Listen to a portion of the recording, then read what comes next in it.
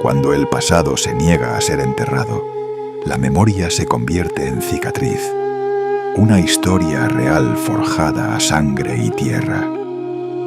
Estás escuchando Almireces de Manat.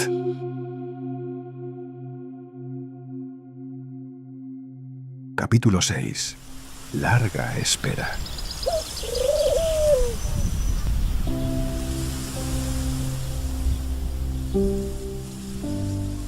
El día que siguió a la noche en Pizarra se convirtió en una semana, y la semana se estiró hasta casi rozar el mes. El otoño, implacable, desangró los viñedos y tiñó de ocre las alamedas del río, marcando el paso lento de las hojas del calendario. Para Pedro, el tiempo dejó de ser un aliado para convertirse en un enemigo, un mar inmenso y gris que tenía que cruzar a nado, día a día, sin más brújula que el recuerdo de una noche y la frágil promesa de una llamada lejana. Su vida exterior volvió a ser la de antes, pero por dentro la arquitectura de su mundo había cambiado. El trabajo en el arenal se le hacía más duro, el murmullo del bar le sonaba ajeno y las bromas de sus amigos le parecían huecas. Se movía por el pueblo como un sonámbulo, cumpliendo con la inercia de sus obligaciones, pero sabiendo que una parte de él, la más importante, se había quedado congelada en aquella verbena de finales de octubre. Cada noche, antes de rendirse al sueño, repetía el mismo ritual. Abría un viejo estuche de hojalata que olía a tiempo guardado. Era el cofre donde custodiaba las reliquias de su vida. Una entrada de cine, una navaja mellada, una medalla sin santo. Pero ahora, todos aquellos tesoros infantiles habían perdido su brillo. Su mirada adulta solo buscaba tres cosas. Primero, la rosa blanca, aquella que Ana se había arrancado del pelo. Estaba ya seca, con los pétalos quebradizos como alas de mariposa muerta, pero para él seguía conteniendo toda la electricidad de aquella noche. Junto a la rosa, con un cuidado infinito, reposaba el tesoro más antiguo, el muñeco de trapo, aquel torero desgarbado. Al cogerlo, volvió a él el fogonazo de siempre, la feria polvorienta de su infancia, la niña de ojos serios y el intercambio silencioso. O casi silencioso, porque junto a la imagen siempre le asaltaba la sombra de un sonido, una voz inaudible que el barullo se había tragado para siempre, dejando el recuerdo incompleto. Y ahora, por primera vez, al mirarlo junto a la flor marchita de Ana, Pedro tuvo la extraña y certera sensación de que aquel viejo misterio y el nuevo estaban conectados por un hilo invisible. Y al lado de la rosa, doblado con un esmero casi doloroso, estaba el papelito con los 7 números que le había dado Isabel. Sostenía el papel en sus manos, sintiendo la tentación física de correr al único teléfono del pueblo, el de la centralita, y marcar. Pero la advertencia de Isabel resonaba en su cabeza como un mantra, diciéndose a sí mismo: Pedro, no corras y deja que pasen unos meses, que las aguas se calmen. Ahora no. Él, fiel a un pacto que no había hecho con Ana, sino con su guardiana, esperaba.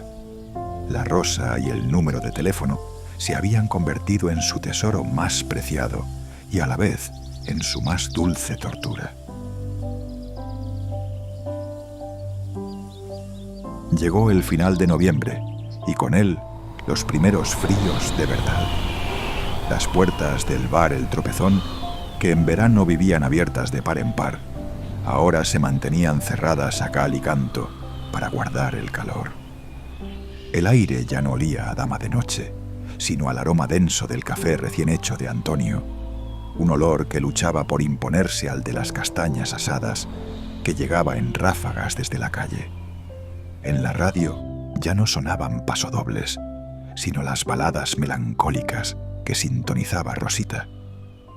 En plena edad de los enamoramientos, Ella suspiraba con cada estrofa que hablaba de amores lejanos, ajena a que a su lado, tras la barra, su propio hermano vivía una agonía idéntica. Pedro ayudaba a su padre, pero era solo un cuerpo presente. Sus manos secaban vasos por inercia, mientras su mente estaba a kilómetros de distancia. El bullicio del bar le resultaba un ruido sordo, y su madre, María, lo observaba en silencio desde la cocina, reconociendo en la tristeza callada de su hijo el lenguaje universal del mal de amores. Y en esa mirada, la mente de María, como un animal que vuelve a lamerse una vieja cicatriz, viajó en el tiempo. Retrocedió hasta aquellas tierras ásperas, al dominio de Josefita y de su rudo padre, Bernardo el Canito. Bernardo había sufrido, días atrás, la primera gran hendidura en la roca de su existencia, un suceso que le había enseñado, a la fuerza, el sabor amargo de la vulnerabilidad. La causa no fue la tierra ni el clima, sino la codicia ajena. Unos bandoleros habían osado arrebatarle a su hijo, exigiendo a cambio de su vida una suma de dinero que, para Bernardo, equivalía a su propia sangre. Pagó, sí, pero aquella entrega no fue una redención, sino una amputación. Por primera vez, el hombre que todo lo acumulaba había perdido, y aquel vacío en sus arcas le dolía más que el miedo, transformándose en una ira sorda que le envenenaba el espíritu. Bajo esa sombra se celebró la cena en el lagar blanco. No fue una fiesta, ni el banquete del hijo pródigo, sino un velatorio tenso, donde los vivos parecían muertos. Joseillo comía en silencio, con la cabeza gacha, masticando el trauma de su cautiverio. Bernardo bebía, copa tras copa, intentando ahogar en vino la hiel de su derrota, la vergüenza de haberse doblegado. Y Josefita, que había observado el desmoronamiento de la autoridad paterna con una calma sepulcral, comprendió que el destino le había servido la oportunidad en bandeja de plata. El patriarca estaba herido, la bestia sangraba. Supo que su momento había llegado. Esperó a que el silencio fuera absoluto, espeso como la noche que los rodeaba, y entonces, con la voz firme de quien no teme al abismo, soltó la sentencia. Estoy preñada, padre. ¿Y sabes de quién? Del Manolillo, el que guarda los guarros. La voz de Pedro arrancó a María del recuerdo con violencia. Entró en la cocina casi a la carrera, con una expresión brillante, mientras su hermana Maripepa intentaba sujetarlo del brazo, riendo.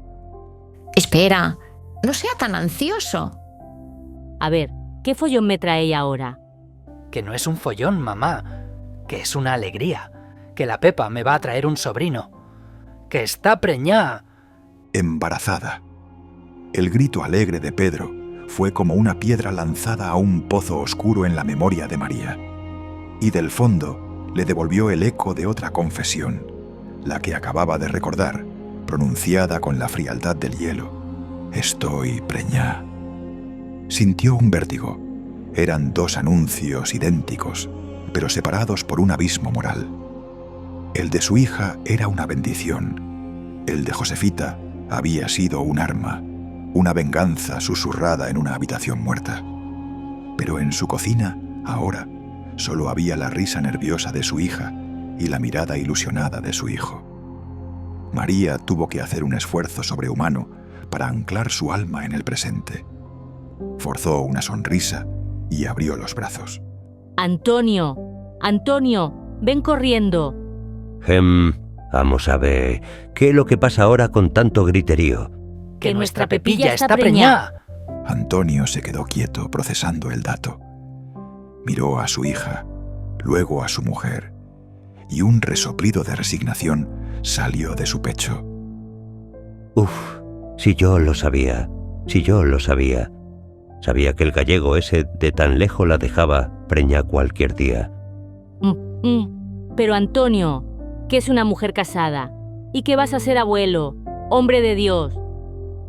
Y por primera vez en toda la tarde, Una sonrisa ancha y sincera se abrió paso en el rostro recto de Antonio Medina. La noticia de una nueva vida era el único milagro capaz de espantar, al menos por un momento, todos los fantasmas. Y con esas nuevas también llegó la Navidad. Una tarde, María se refugió en la calma de la cocina. Se dirigió al viejo arcón y sacó la caja con las figuras del nacimiento.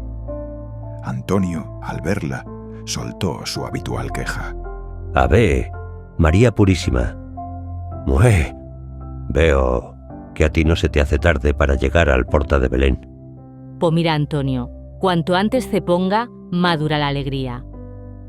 Él negó con la cabeza, sonrió y la dejó sola con sus rituales. María colocaba cada figura con devoción. Dejó el pesebre vacío para el final. Tomó la figura más pequeña, la del niño Jesús, y al sostenerla en la palma de su mano, sintiendo el frío de la escayola, su mente, de nuevo, cruzó el puente invisible del tiempo. Meses después, el parto de Josefita tuvo lugar en una cocina, lejos de todo, en un cortijuelo miserable. Fue lo único que Bernardo le dejó. Uf, empuje, Josefa. Vamos, empuje, por Dios. Tras horas que parecieron una eternidad, el llanto frágil de la recién nacida rompió el aire viciado. Cuando Manolillo se la puso en los brazos, Josefita la miró y sentenció su destino. Se llamará como yo, Josefita. Pero Manolillo, con una firmeza que nacía del milagro de la paternidad, negó con la cabeza. No, señora. Esta criatura no va a llevar encima el peso de tu rencor.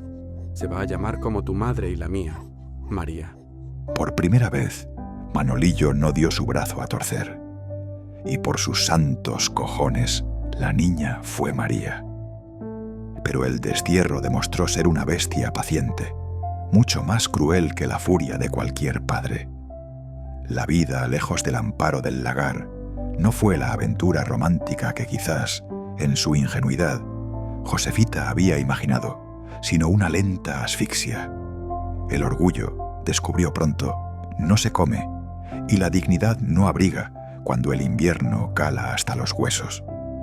Josefita veía como María, aquella criatura nacida del desafío, se consumía día a día.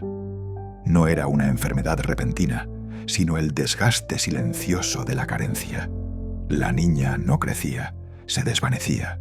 Su piel se volvía translúcida y sus ojos, inmensos en un rostro cada vez más afilado, la miraban con una pregunta muda que Josefita no podía responder. Comprendió, con el terror helado de quien se sabe vencido, que su amor de madre no bastaba para mantener aquel pequeño corazón latiendo. El amor no daba calor, el amor no llenaba el plato.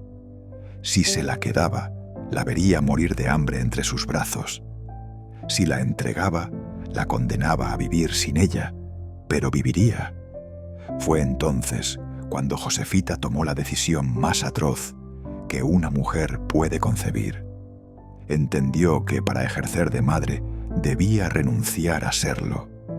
Una tarde, con el alma en carne viva y los pies pesados por la culpa, llegó a las inmediaciones de su antiguo hogar. El edificio se alzaba imponente, oliendo a mosto y a abundancia, un insulto a su miseria. Llegó hasta las puertas del lagar blanco, pero no cruzó el umbral. No tuvo el valor de enfrentar la mirada victoriosa de Bernardo, ni la fuerza para soportar una despedida. Dejó allí su sacrificio, envuelto en mantas, confiando en que la sangre, aunque maldita, llamara a la sangre.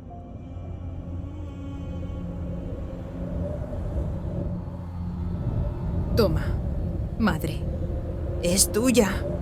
Criadla vosotros. Aquí, conmigo, se va a morir de hambre. Dale una vida mejor, por favor. Y sin derramar una sola lágrima, se dio media vuelta y se marchó. A la mañana siguiente, el lagar blanco amaneció con una nueva heredera. La historia oficial se tejió aprisa para cubrir la vergüenza. Aquella criatura era la reencarnación de la Mariquilla, la hija muerta años atrás, devuelta a la familia por un milagro. Conservó el nombre con el que fue abandonada, María, y Josefita, su verdadera madre, quedó relegada al papel de una extraña, una sombra periférica a la que la niña aprendería a llamar Tita durante toda su infancia. Así creció María, acunada en el centro de una mentira piadosa, sin saber que su vida se había pagado con el exilio de quien le dio el ser. La mano de esa misma María, la niña del destierro, convertida ahora en mujer, completó el gesto en el presente, disipando la bruma del recuerdo. Con una delicadeza infinita, colocó la figura del niño Jesús en el centro del pesebre, y mientras lo hacía, le dedicó un pensamiento silencioso a Josefita, a la madre que tuvo que dejar de serlo para que ella pudiera vivir, para que ella, María, pudiera estar allí hoy, celebrando la llegada de una nueva vida que, a diferencia de la suya, nacería del amor y no de la herida. Llegó la noche del 31 de diciembre. Antonio echó el cerrojo antes de lo habitual. Por una vez no habría clientes ni jaleo, solo ellos. Estaban a punto de sentarse a la mesa cuando sonó. No fueron los golpes secos de un vecino. Fueron 3 toques en la vieja madera de la puerta, suaves, pero cargados de una extraña insistencia. ¿Quién podrá ser a estas horas? Antonio se encogió de hombros, restándole importancia. Abre a ver. Igual es la niña aquella misteriosa del cementerio. Como siempre, María rompió la espera. Cruzó el bar a oscuras y empujó la puerta hacia la noche. Sin embargo, la figura que bloqueaba el umbral no era humana ni joven, y mucho menos era aquella niña extraña del cementerio. Lo que se alzaba ante ella era una entidad mucho más vieja, una sombra aplastante, un misterio cosido con las hebras de un pasado remoto, tan lejano como terrible.